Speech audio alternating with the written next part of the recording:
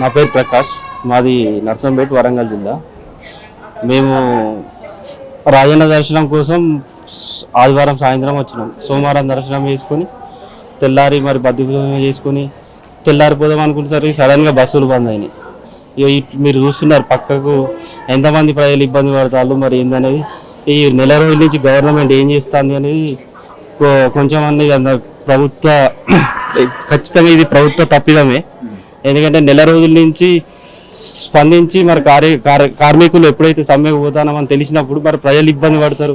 ఇది మహాలక్ష్మి పథకం గురించి మాట్లాడతారు, కానీ మరి కార్మికులు లేకుంటే మరి మహాలక్ష్మి ఎక్కడ పథకం ఎట్లా విజయవంతం అవుతుంది? ఇది పక్కా ఏంటంటే ప్రభుత్వ విఫలమే. అందుకోసమే జనాలందరూ ప్రభుత్వం చేంజ్ కోసం కోరుకుంటున్నారు. అది కూడా జరుగుతుంది. ఈ ప్రభుత్వం కూడా ఇట్లా దగ్గర పడ్డది, కూలిపోతుంది. ప్రభుత్వం దగ్గరకు వచ్చింది అన్నమాట.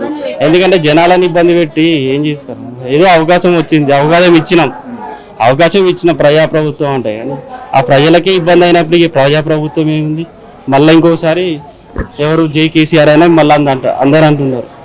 అందుకోసం మీరే తెప్పించుకుంటున్నారు. జైత్రయాత్ర మళ్ళీ స్టార్ట్ అయింది. ఇక వాళ్ళే మళ్ళీ నీళ్ళగా వస్తారు. ఎందుకంటే పిల్లలతోటి మేము అందరం వచ్చినాం. సరే మాట్లాడి చేసేటోళ్ళు తక్కువ మంది ఉంటారు కాబట్టి అందరి తరఫున, ప్రజల తరఫున వేములవాడ వచ్చి సడన్గా ఇబ్బంది మేము అంటే ఇంత అప్డేట్ ఉస్మానియా స్టూడెంట్ నేను అయినా కూడా అరే అట్లుండదు లేదు, యాక్షన్ తీసుకుంటారు అని మేము కనుమరుగైపోయి పడుకున్నాము. ఇప్పుడు పిల్లలతో ఎట్లా వెళ్ళాలనేది ఇబ్బంది అవుతుంది.